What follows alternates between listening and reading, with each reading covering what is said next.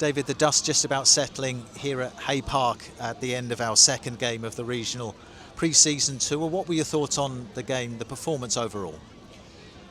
It was a lot tougher game, this second one. I think we were flat in that first half, and Victory came out, I think they won all the second balls, and they were very aggressive, and they pressed us more aggressively than they did in the first game.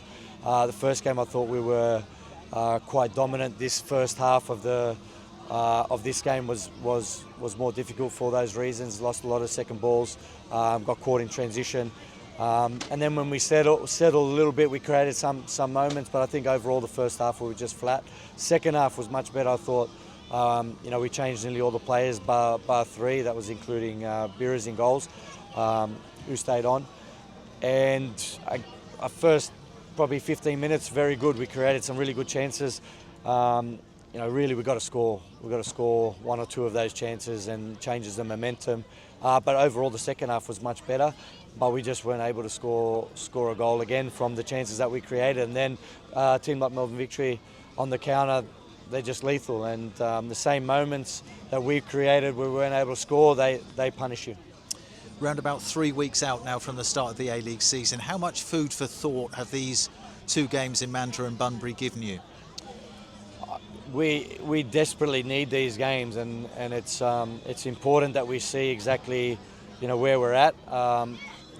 The lack of games, you can tell, especially in that second one. I think that we were flat. The first game we were really lively. In the second game, you could see that we were flat.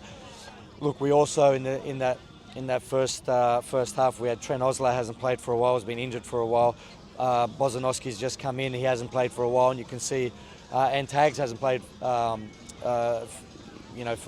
quite a few weeks. So it's been you could tell, and they were very physical, and it was tough. Like Trent, you could see that it was a tough 45 minutes, and for Bozza, they were blowing a little bit, but they need the minutes, in the second half.